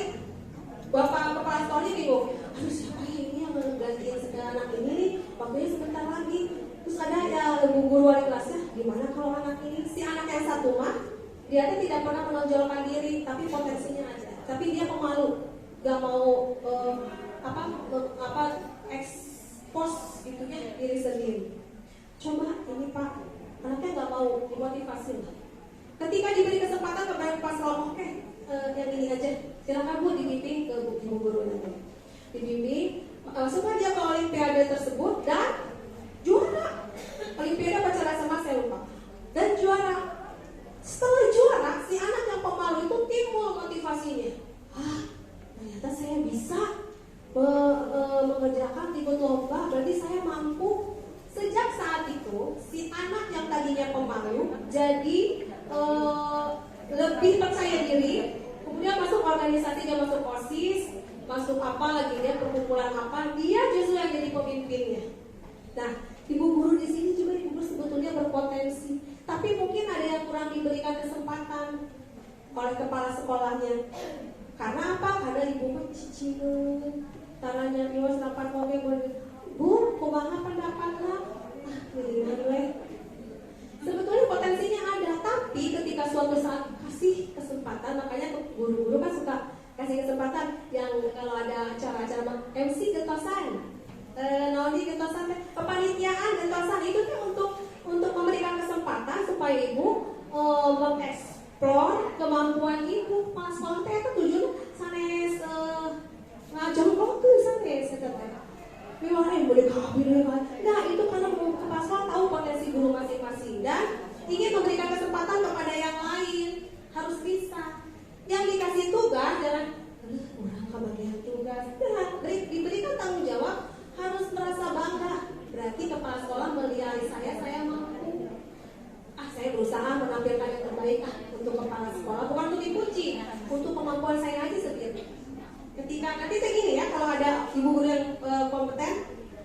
Ketika dia tampil, namanya sok salah gitu mah ya udah pertama mah biarin. Tapi dalam diri dia suka gini. Penasaran, coba saya tadi tuh jangan bilang gitu ya waktu MC teh. Kalau nanti mau lagi saya mau bilang ini ya. Ada nggak suka perasaan gitu? Saya mah ada dulu ketika disuruh MC pertama kali oleh bapak saya dulu biasa terpaksa gitu ya. Tapi setelah itu, saya harus ini. Apalagi kalau ada teman yang mengkoreksi. Ini MC-nya udah bagus, tapi coba nih ditambahin ada kata-kata ini lebih bagus kan? Itu tuh memotivasi kita. Tapi kalau gitu, Bu, tadi MC-nya meni gitu, meni rame, kudu nama kini Bu, kita nerima nggak? Jadi kita juga menyampaikan kritik kepada atau masukan kepada temanku yang baik. Atau misalnya guru, ada yang suka serius, ada yang suka bercanda, ada serius mah, Bu, serius gitu ngomongnya. Tapi kalau bercanda mah, kita ada info ya gini, di kelasnya harus gini, lucu deh. Mau nggak kita kayak gini? Ini riuh, kieu mah. Entah yuk, babarengan, kira babarengan yuk. Jangan. Aku bikin dia, kamu bikin itunya. Kan, maunya atulah. Praktek misalnya gimana? Terus berhasil. Besok pasti ada resep deh. Itu karena ada yang mengajak itu tepat sasaran gitu ya, tepat menyampaikan gitu. Sok ibu-ibu jadi begitu dengan teman-teman sejawat deh, jangan saling berikut, tok pedit kalau ilmu tebak berkah, benar. Saya merasakan sendiri ilmu yang diberikan disampaikan terus itu berkah. Kita semua, saya sendiri selalu diberikan kemudahan untuk mendapatkan ilmu karena begitu mungkin ya. Jadi saya tuh kadang-kadang gini, bolehlah kan suka pokoknya sok tugasnya curhat ya, itu bolehlah tugasnya mana pak injury time sama gitu. Kita kan bingung, berdoa ya dengan guru-guru, ya Allah berikanlah kemudahan untuk mengerjakan semuanya beres, gak beres, karena kita dalam hati kita, ya Allah mudahkanlah sehat beres betul. Itu sudah saya alami lah begitu. Jadi resep lepas. Terus kalau misalnya ada seperti ini, kadang-kadang ada yang kurang dipahami, susah baca ini. Allahumma faqihni fiddin wa alimni at-taqwir. Tuh, ada yang sudah pernah? Itu bacakan. Itu saya dapat dari Ustaz Adi Hidayat. Nah, dibacakan ketika buka PMN ya, so kayak baca eta. Allahumma faqihni fiddin wa alimni at-taqwir. Udah ngerasa baca 3 kali. Tinggal ibu kita jerak gue bumi. Serius. Entar ya taman, entar maca unggul ya. Entar maca unggul dibaca 3 kali. Sampaikan ke anak-anak juga. Saya sekarang sudah mulai ke anak-anak baca itu yuk setelah Robin Jindi Mawajib Ifah. Bacakan itu. Anak-anak cepat dipaham. Ya, kita lanjutkan lagi ya. Oke, ini masih penghargaan dan hukum. Tentu saja motivasi dalam diri sendiri. Nah ini saat seorang anak belajar untuk pertama kali menggabungkan, ini contoh juga kasus ya, menggabungkan huruf dan kata serta menyadari bahwa ia dapat membaca. Udah kan resep ya, timbul ginar di matanya dan sebuah senyuman. Aku tuh bisa geningan gitu. Kita datang, kemana bisa, yang gini bisa tadi. Pak, gak turun dari budak. Tapi kalau kita lihat, Masya Allah deh, beri pinter. Ini ada sendiri bikinnya. Ya Bu Guru, ada sendiri. Oh ini pinter. Gimana caranya Bu Guru kata? Ini Bu Guru, ada pinter. Terus dulu, ada hebat. Terus ya, jadi anak yang pantang menyerah. Semangat belajarnya. Oke Bu Guru, tapi semangat terasa. Jika datang-datang teh. Murid saya ada gitu. Aduh, lebat jam 8, jam 7, terus nampil di sekolah. Murid kami, mau apa sayang? Aku mau kayak kemarin. Sok aduh kerjakan. Itu kan timbul dari diri sendiri. Itu motivasi itu. Yang penting itu kita membangun itu kepada anak-anak. Kumaha sih caranya supaya barudak teh timbul motivasi intrinsik dari dalam diri sendiri. Apa seperti apa yang akan kita lakukan? Bu, seueur baca. Tong baca wae. Baca buku. Kalau nggak ada buku, dan sekarang mah teh zaman mana buku mah. Ibu atau di saya mah suka lihat di TikTok tuh banyak loh Bu, tong joget dan loeng parkoy. Banyak itu teh. Ada tips ini, saya suka share jadi di grup. Set ini banyak. cari ilmu literasi digital. Sudah mulai baca untuk bacaan wae artis anu selingkuh anu nonton lewat eta ikatan cinta kan begitu tak suka ente rame. Tapi nggak apa-apa kalau sekali-kali mah ya hiburan gitu mah nggak apa-apa, cuman tong terasa batang eta ulah ya. Nah, ini nih ya, anak tersebut begitu dipanggil mendapatkan pembelajaran dan menguasai suatu keterampilan baru. Kesadaran akan kemampuannya bahwa dia sudah dapat membaca, sesungguhnya sudah merupakan sebuah penghargaan. Penghargaan luar biasa. Karena saya yang mengerjakannya, saya bisa. Itu akan tertanam terus sampai anak kuliah, mungkin sampai udah kerja. Karena suka ada anak yang datang, wah, udah seneng dulu belajar ini sama ibu. Ih, saya masuk pas tadi teh, mau nanya anak begitu ya. Ibu, saya teh gini-gini, ingat ketika dia sama kita diajarkan apa, ingat kene. Waktu aku gosok gigi, waktu aku kukunya panjang aja, ibu nah yang motongin, kata anak beli ingat. Berarti panjang ya ininya. Nih, jika memberikan penghargaan pada seorang anak saat dia merasa sedang merasa bangga dengan pencapaian sendiri, maka kita akan terlihat kegembiraan dan saat itu sedang dirasakan alamiah. Sehingga dengan penghargaan tersebut akan menimbulkan motivasi intrinsik dari dalam diri untuk melakukan kembali kebaikan atau pencapaian seperti itu lagi. So, ketagihan anak tong borong anak kita aja. Diajar Bu Guru Al-Muhajir ya, diajar kinemaster. Ya, bener. Dia gimana? Oh, kita sudah ST tadi kiuri wah ya aja. Belajar fasilitasi sama ibu kepala sekolah sok workshop ya boleh lagi hati workshop. Sok kita yang menyampaikan. Kata nih, anak tuh penasaran. Hari ini sih huruf anu acul-aculan kumaha carana? Udah bisa. Hari ini sih huruf kita mungkin anu gambar ada gituan gitu sih kumaha kieu cara. Masuk ke dia kumaha kieu cara. Bisa ketagihan terus. Makanya COVID membawa berkah tuh ya dari pintar IT. Ayeuna geus bisa cenah kinemaster. Guru, aya deui naon bisa? Canva nu itu keren. Diajar deui wae. Harus diajar. Belajar. Canva yang for education itu keren banget, keren. Coba lihat. Canva itu kan ada Canva yang biasa.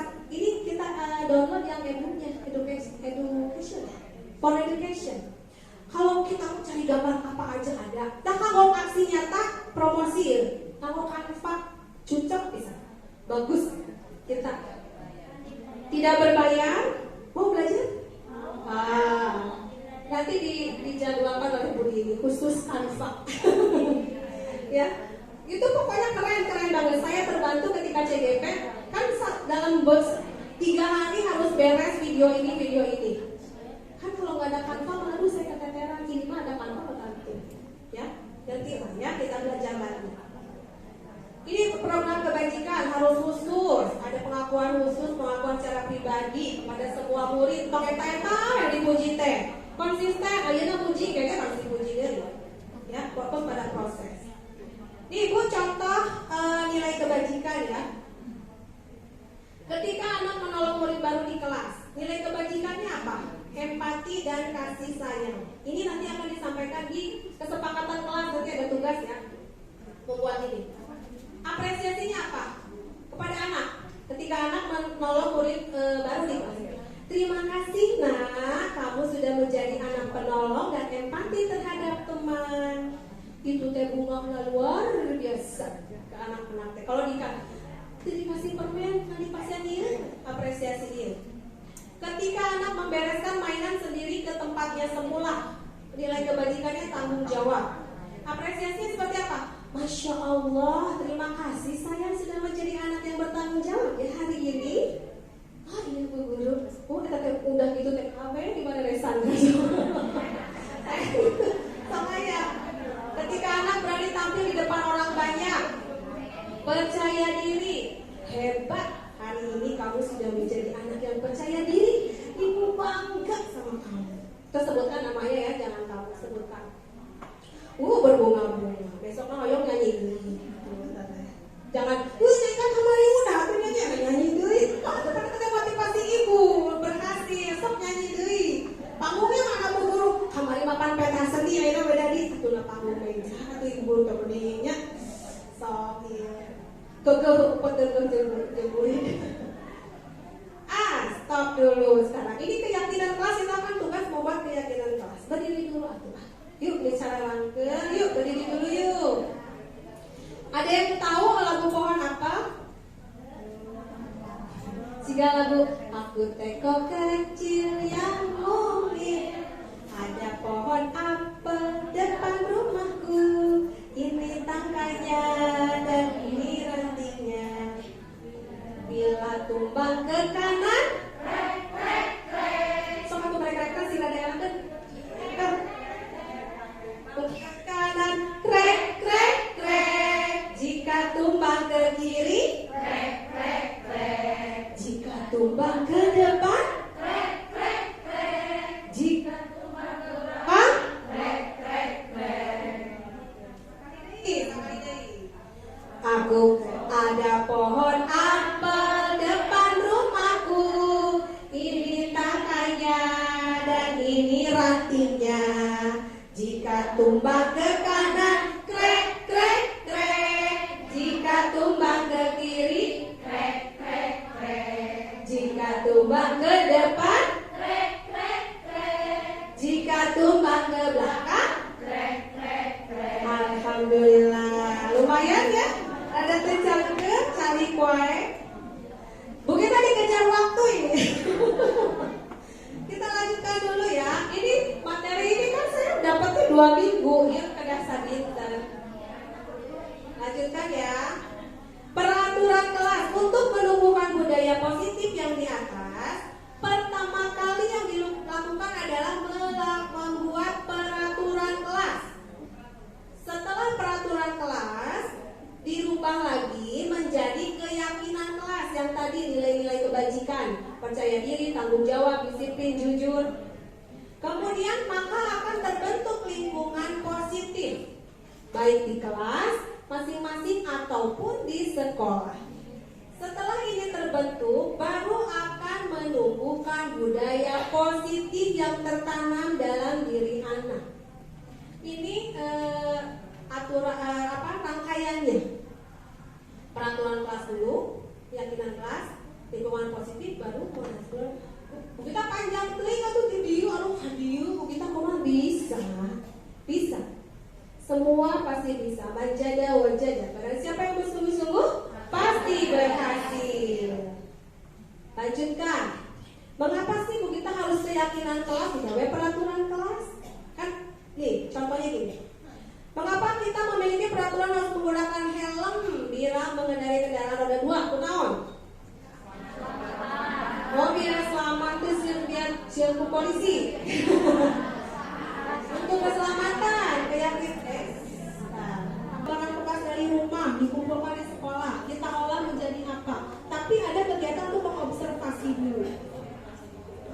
Perfeksionis ini kebutuhan untuk kekuasaan. Kecewa bila melakukan kesalahan, itu suka gitu ya kalau orang yang kebutuhan kekuasaannya tinggi, ketika tidak, karena dia perfeksionis, ketika dia tidak mendapatkan itu, kecewanya lebih dari orang lain. Nah, kita lanjutkan. Bu, nih, ada kasus lagi. Bunda, halo. Bunda, punten. Entong bu, kuyu nek.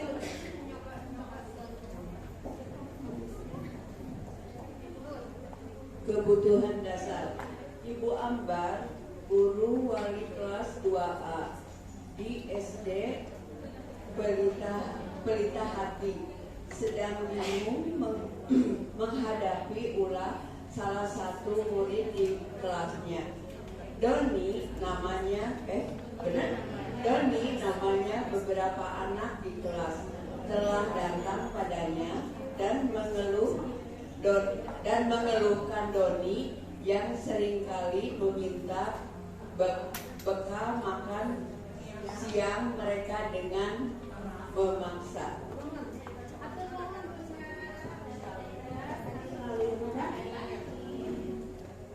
Ya, itu katanya Ibu Ambar itu guru kelas 2 ya. Doni itu suka memaksa makanan.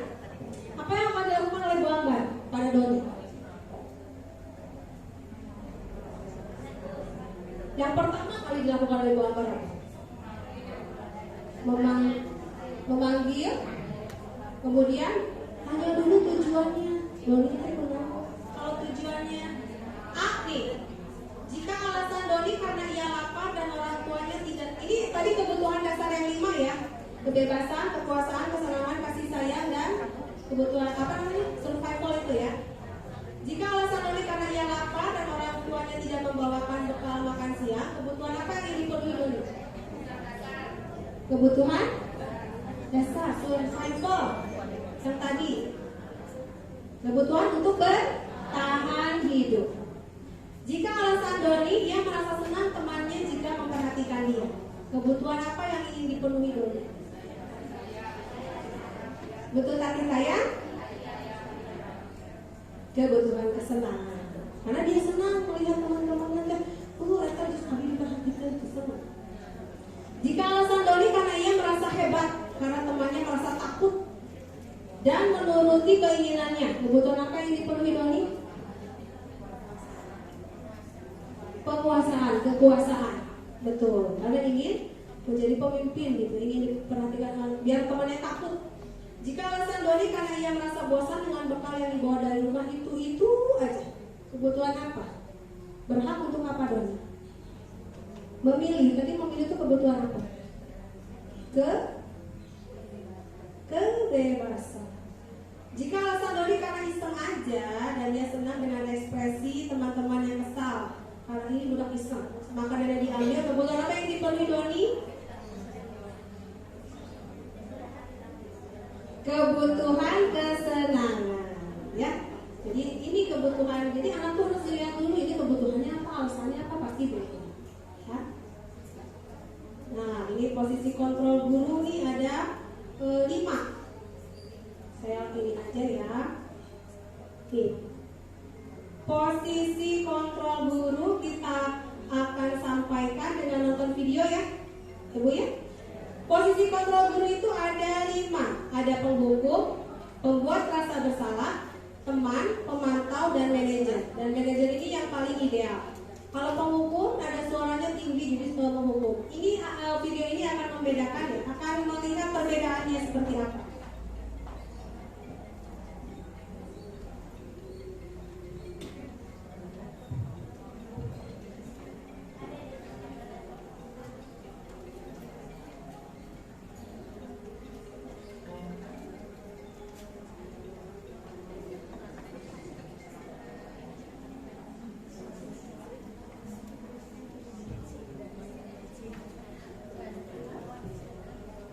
Lagi kalau ngomong gini terus.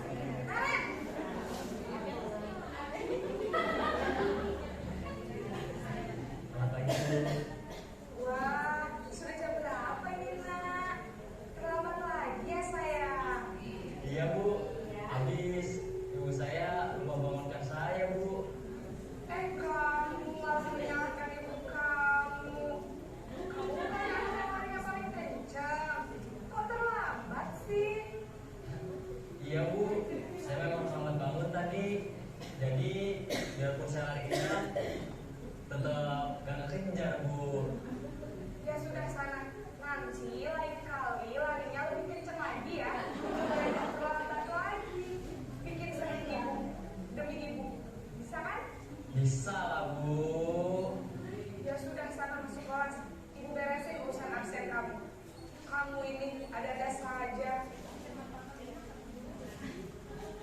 Dalam posisi teman, guru berbicara dengan nada suara ramah, akrab, cenderung bersenda gurau untuk menjaga suasana tetap santai.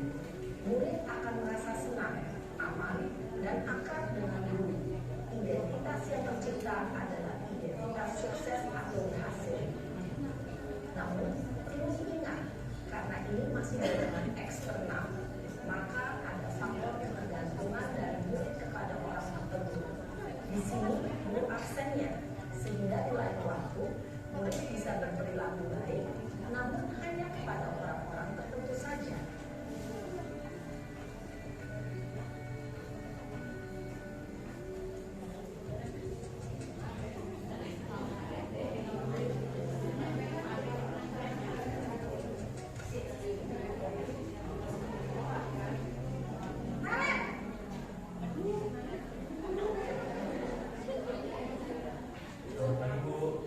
Naren, apa peraturan sekolah kita tentang jam berapa kita harus masuk sekolah, nak? Kita harus sekolah jam 7, Bu. Iya betul, sekarang sudah jam 7.20. Naren sudah tahu konsekuensinya jika terlambat hadir. Paham, Bu? Saya harus tinggal kelas pas jam istirahat selama 20 menit. Iya benar, konsekuensinya demikian. Jadi nanti jam 9.30 pas istirahat, kamu harus tinggal di kelas, kerjakan tugas tambahan untuk ketertinggalan kamu, ya? Baik, Bu. Posisi pemantau mengandalkan penghitungan atau data untuk mengontrol murid. Guru mengarahkan murid berdasarkan peraturan dan konsekuensi. Seorang pemantau menunjukkan bahasa tubuh dan ekspresi wajah yang datar dan cenderung formal.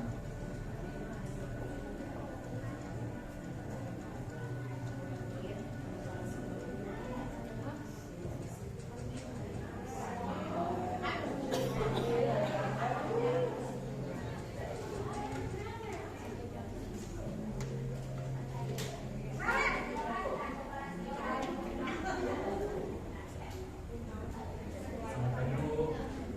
Selamat pagi, Naren. Maaf, Bu. Saya terlambat. Iya, sekolah masuknya jam 7, sekarang sudah jam 7.20. Jadi sekarang bagaimana ya, Naren? Maaf, Bu. Saya lupa alarm saya semalam. Baiklah, menurut kamu, keyakinan sekolah yang mana yang perlu kamu tingkatkan?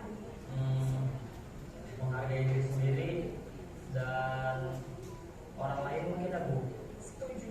Jadi, apakah Naren meyakini prinsip saling menghormati tersebut? Iya, Bu. Saya meyakininya. Apakah Naren bersedia memperbaiki masalah keterlambatan ini? Bersedia, Bu. Bagaimana kamu akan perbaiki masalah keterlambatan ini? Saya akan coba untuk tidak lupa menyetel alarm saya, Bu. Baik, kalau Naren lupa menyetel alarm di rumah, ada orang yang kira-kira bisa bantu mengingatkan tidak? Ada, Bu. Kata saya, Kak Emma. Ada lagi selain Kak Emma? Selain Kak Emma, ada ibu saya. Baik, jadi yang mengingatkan Naren adalah Kak Emma dan ibu kamu, ya? Kira-kira akan mulai start alarm kapan nih, Naren? Setelah pulang sekolah, akan segera saya lakukan. Baik, jadi Naren akan setel alarm untuk bangun besok pagi dan akan diingatkan oleh kakak dan ibu dan Naren, ya? Ada lagi yang mungkin perlu dilakukan, Naren? Agar tidak terlambat bangun lagi. Tidak ada, Bu. Baik, Naren. Terima kasih untuk kerjasama kamu. Sekarang kamu perlu kembali ke kelas untuk belajar. Baik, Bu. Terima kasih. Posisi manajer adalah posisi kontrol yang disarankan untuk membimbing murid memiliki sikap disiplin yang positif, yaitu murid yang mandiri, bertanggung jawab, dan dapat memecahkan masalah. Tujuan dari posisi ini adalah agar murid dapat berefleksi atas tindakannya. Guru akan dengan tulus memberikan pertanyaan-pertanyaan bermakna, sehingga membuat murid dapat belajar dari kesalahannya dan mencari sebuah solusi untuk menyelesaikannya.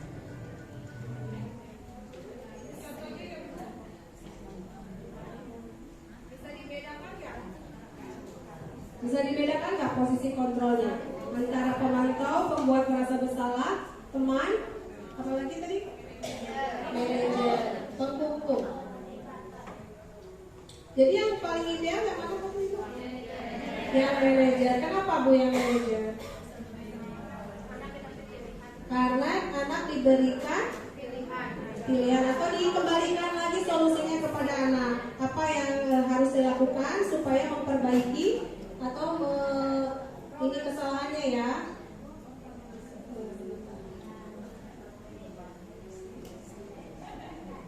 Nah, saya akan ngebahas lagi yang itu. Nah, kayak gini.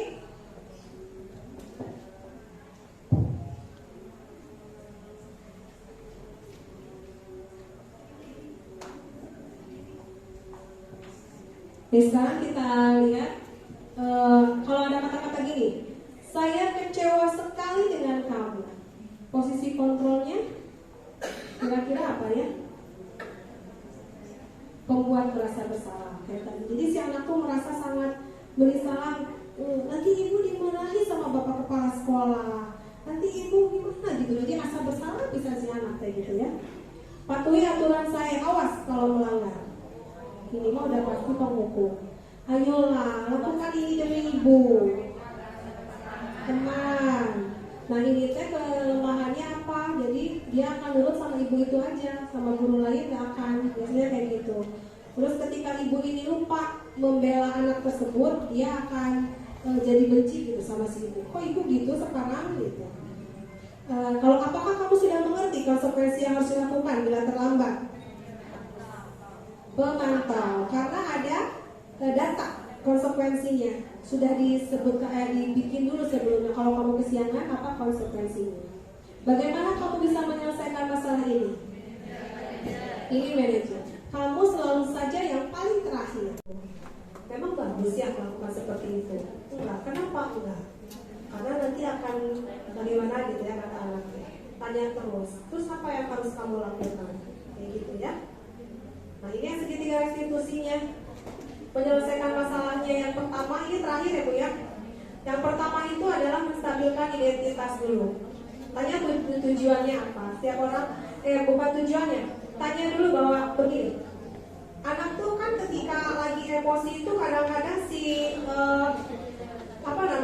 cara kerja otaknya itu jadi tidak rasional gitu. Jadi dia ada dua pilihan. Kalau tidak membela diri, nyalahin orang lain. Anak tuh kan gitu. Nah, di sini kita masuk untuk meredam emosinya dulu bahwa ada kata-kata yang kayak kamu bukan satu-satunya yang pernah melakukan ini. Ibu juga pernah kok kayak gitu berbuat salah. Atau misalnya ada setiap orang pasti pernah melakukan salah. Atau ibu tahu kok kamu ingin senang-senang, ibu tahu kok kamu ingin main-main, tapi bukan begini caranya gitu. Itu menstabilkan identitas dulu supaya si anak tuh jadi redam gitu. Ketika dia lagi emosi, oh ibu juga ngerti aku nih. Udah stabil, baru masuk ke validasi kebutuhan. Tanya, jadi kamu melakukan itu tujuannya untuk apa? Kamu tadi mengganggu teman tuh tujuannya apa? Terus, adakah cara yang efektif yang kamu butuhkan? Ini validasi kebutuhan. Kemudian langsung ke nilai-nilai yang telah disepakati. Kaitkan ke nilai-nilai kesepakatan kelas yang tadi kita buat. Masih ingat kesepakatan kelas kita? Apa yang kamu langgar di kesepakatan kelas kita? Nilai-nilai apa yang kamu langgar? Misalnya seperti itu. Ini yang tadi saya bilang menyelesaikan masalah dengan cara memerdekakan anak. Jadi anak diberikan pilihan untuk menyelesaikan masalah. Ya. Ini ada kata-kata yang biasanya dipakai ketika menstabilkan identitas. Berbuat salah itu hal yang wajar. Ibu juga tidak sempurna, manusia tidak ada yang sempurna, pasti melakukan kesalahan ini. Kalau kepala sekolah menyampaikan kepada guru-guru kalau melakukan kesalahan, bisa pakai cara-cara ini.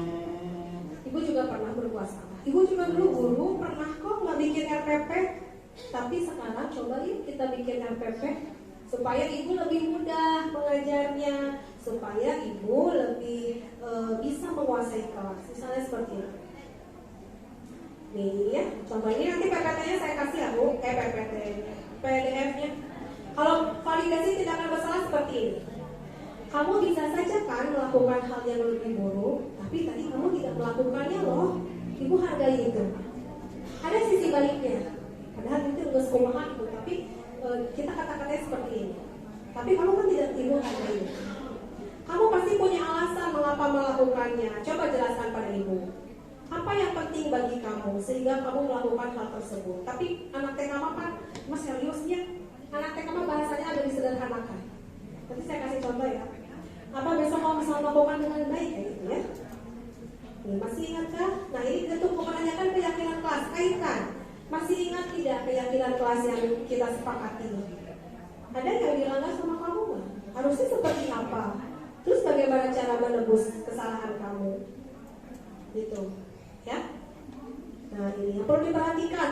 Perilaku yang salah perlu dikaitkan dengan nilai-nilai keyakinan kayak tadi ya, yang kita sepakati. Makanya yang penting adalah membuat peraturan kelas menjadi keyakinan kelas dulu. Kesediaan orang yang melakukan kesalahan untuk memperbaiki masalah. Jadi supaya anak itu bersedia untuk melakukannya, tapi motivasi yang prinsip, ya. Kemudian pemecahan masalah sebisa mungkin relevan untuk memiliki hubungan dengan masalah yang ada. Tok nyambung siga tadi, kesiangan dulu lari lapangan basket, gitu. Itu kan tidak relevan. Nah kemudian perlu adanya suatu usaha perbaikan dari pihak yang membuat kesalahan. Perlu menyepakati waktu dari pihak untuk kapan kamu akan menebus kesalahan itu, misalnya itu. Nah ini tugas kelompoknya kayaknya akan keburu ya. Gak apa-apa. Nanti Bu ini saya minta izin ya untuk ke teman-teman. Nanti di tiap lembaganya aja membuat yang ini Bu. Nanti dikumpulkan boleh. Nah ya, ibu-ibu ya. Karena ini waktunya sudah setengah 12 ya. Tapi karena tadi kita mulainya terlambat. Nah jadi ini nanti tugasnya ini Bu, buat 5 budaya positif yang telah diimplementasikan di sekolah Anda. Apa budaya positifnya ya? 5 aja. Kemudian buatlah 5 peraturan kelas dengan kesepakatan kelas yang sekiranya dibutuhkan dan dapat dilaksanakan di kelas Anda. Itu yang tadi, yang di sebelah kolomnya itu yang peraturan kelas, di pinggirnya keyakinan kelas. Buatlah skenario kasus murid yang pernah dialami di sekolah Anda. Kemudian buatlah penyelesaian melalui tahapan segitiga restitusi yang tadi. Contohnya gini. Nah ini contohnya. Per lembaga aja. Jadi contohnya ini. Ini yang manajer ya, kita pilih yang manajer. Di sini ada hadiah apakah kamu sudah manajer ini manajer ya. Kesininya ada ide apa namanya memvalidasi ada, terus identitasnya juga ada, terus apa namanya nilai-nilainya juga. Apa biar tepat waktu. Nah itu untuk menyelesaikan masalahnya dia itu memperbaikinya seperti apa ya. Ini contohnya. Nah, sudah selesai ini, Bu. Saya kasih contoh dulu bagaimana cara merestitusi dulu sebentar aja ya, Bu ini. Yang untuk di TK-nya. Tadi kan untuk SMA ya.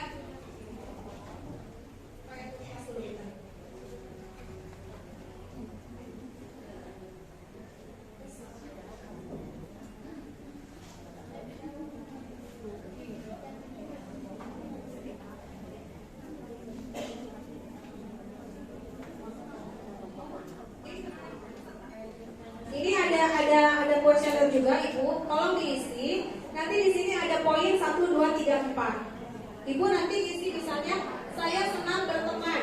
1, 2, 3. Tidak benar, kadang-kadang sangat benar. Sesuai hati nurani Ibu ya jawabnya. Nanti di jumlah 1 sampai 10 ada kolomnya di sini jumlahnya berapa. Di jumlah poinnya yang boleh kali.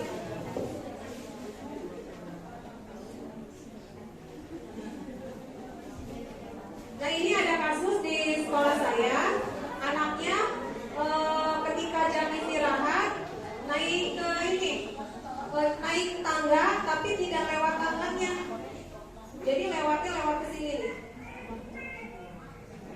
Nah ini kejadian nyata, tapi kalau ini mah direka ulang. Nah ini yang kesiangan, ini saya kasusnya yang satu aja ya, yang itu aja yang tadi. Nah ini kasus yang ini. Cara merestitusinya seperti ini.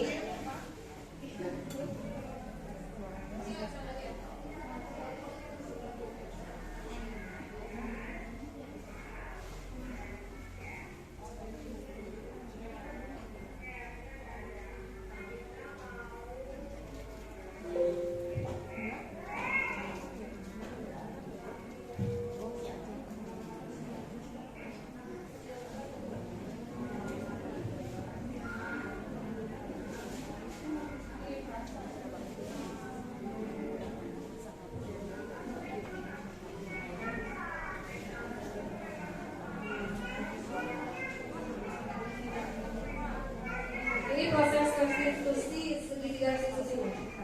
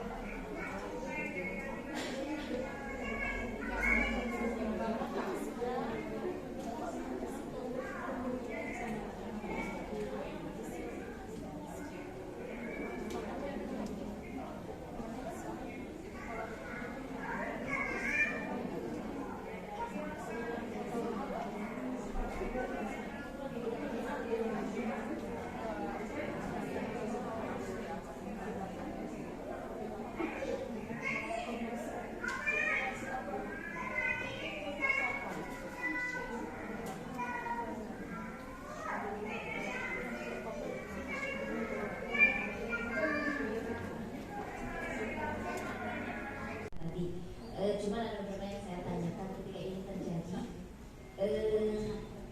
apa yang dilakukan guru tersebut, satu ya. Karena saya sering melihat kejadian seperti ini, si guru teh paniknya.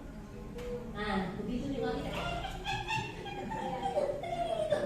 itu betul atau tidak dilakukan, satu itu ya. Jadi kalau misalnya memang itu harus seperti apa di awal ketika melihat anak seperti itu.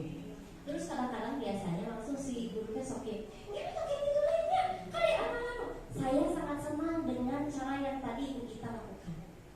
Jadi memang seharusnya seperti itu yang memang ibu guru ya. Jadi ketika kita memberikan pertanyaan kepada anak, kita tidak dituntun, betul tidak? Jadi misalnya, nah jadi ada perkataan pemantik bahwa itu kenapa dia lakukan begitu? Karena kalau kita langsung menjudge, anak tidak akan keluar apa yang tidak jujur, apa yang karena takut keluar. Nah, kalau yang tadi itu saya lihat dia menceritakan secara alami dan dia tidak tahu di dalam otaknya itu benar atau salah. Jadi dia apa yang dia lakukan aksinya itu menurut dia ada saya masih senang dan saya betul yang tidak melihat bahwa itu bahaya.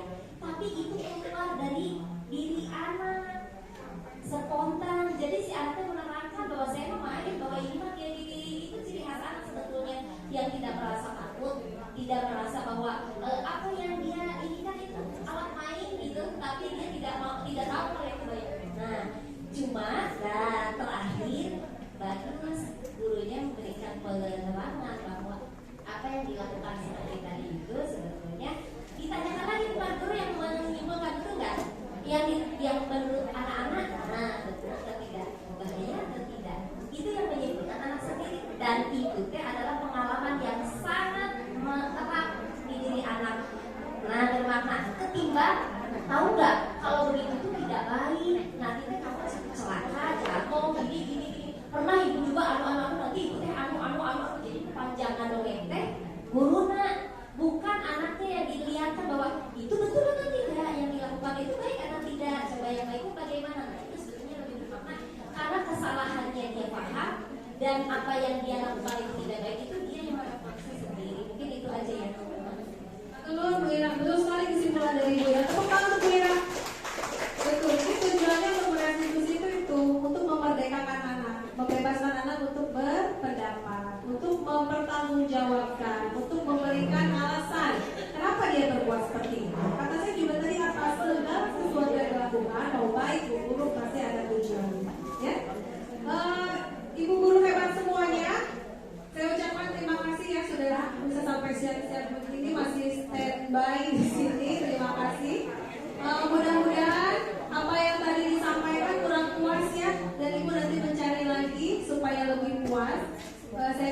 ucapan terima kasih kepada Bu Dini yang sudah memfasilitasi. Mohon maaf atas segala kekurangannya.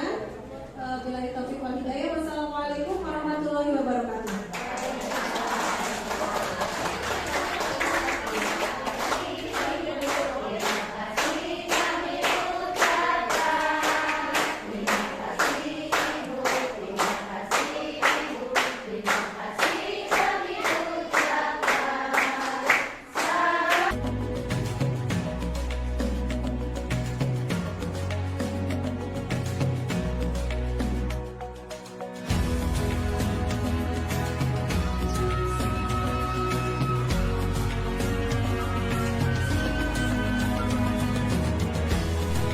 Assalamualaikum warahmatullahi wabarakatuh.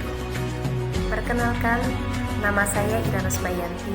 Saya Kepala TK Altia. Saya adalah salah satu peserta workshop tentang diseminasi budaya positif sekolah yang telah dilaksanakan pada tanggal 13 Januari 2023. Penyelenggaranya adalah PKG Kecamatan Buah Batu. Pemateri atau narasumber Ibu Gita Guntari SPD. Beliau adalah calon guru penggerak angkatan ke-7 Kota Bandung. Izinkan saya akan membacakan beberapa pendapat saya tentang workshop kemarin. Materi dalam workshop tersebut sangat menarik dan sangat bagus. Bagi kami, workshop ini adalah sebuah ilmu yang sangat bermanfaat dan sangat dibutuhkan dalam kelangsungan proses belajar mengajar di sekolah. Materi yang disampaikan sangat relevan dengan yang saat ini guru-guru butuhkan dalam pembelajaran sehari-hari. Dalam menyampaikan materi, Ibu Gita sangat jelas, sangat percaya diri, pembawaannya yang ringan dan tidak terlalu serius, sehingga kami dapat menyerap ilmunya dan paham dengan mudah. Contoh-contoh kasus yang disampaikan diambil dari masalah-masalah real yang ada di lapangan, sehingga kami para peserta mudah untuk memahaminya. Terima kasih Ibu Gita yang sudah menjadi narasumber di PKG Kecamatan Buah Batu. Semoga Ibu Gita selalu diberikan ilmu-ilmu yang bermanfaat dan barokah. Sukses selalu Ibu Gita. Kami tunggu ilmu-ilmu berikutnya. Terima kasih. Assalamualaikum warahmatullahi wabarakatuh.